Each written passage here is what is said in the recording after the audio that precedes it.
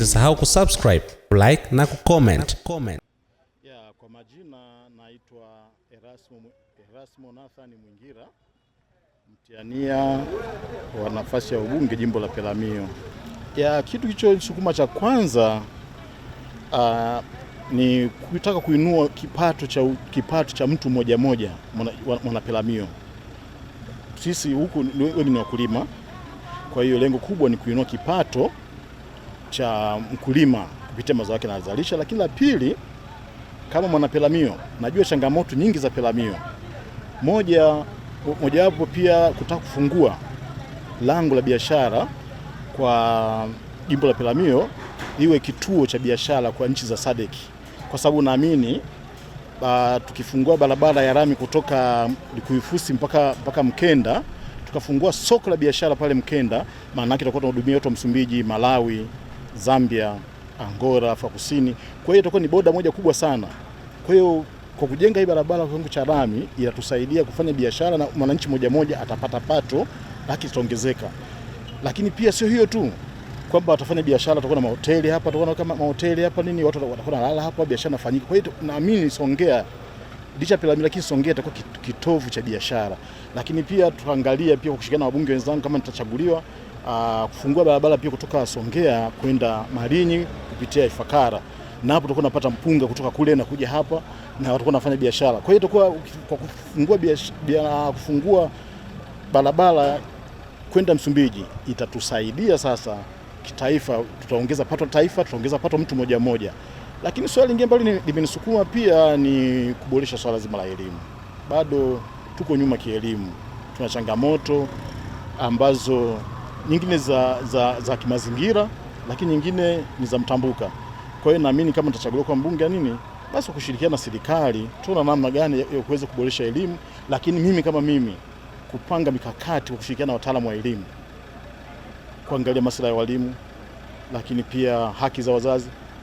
Mimi ni katibu wa chama cha walimu.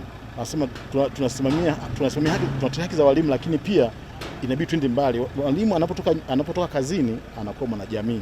Kwa hiyo sasa lazima tuangalie haki zake nyingine kama mwanajamii. Kwa hiyo utakuta ukizungumzia swala barabara, mwalimu linamhusu. Ukizungumzia swala afya, mwalimu linamhusu. Kwa hiyo jamii nzima tunataka kutoka kwenye maisha ambayo anaishi sasa hivi, twende kwenye maisha ambayo yatamfanya sasa mwanajamii aweze kuishi vizuri. Tupate maji safi, elimu bora, ili waweze kujitambua, waweze kufanya mambo ya maendeleo. Lakini pia upande wa wafanyabiashara siacha nyuma. Kuna swala wafanyabiashara wadogo. Kuna changamoto kwamba mtu anaanza leo biashara anaambiwa alipe kodi ya mapato wakati hajafanya biashara. Mimi endapo kama nitachaguliwa, basi nitashauri serikali ione jinsi gani kurekebisha sheria, kwa sababu tuwape angalau grace period, ile muda wa neema, angalau miaka 3 aizoe biashara.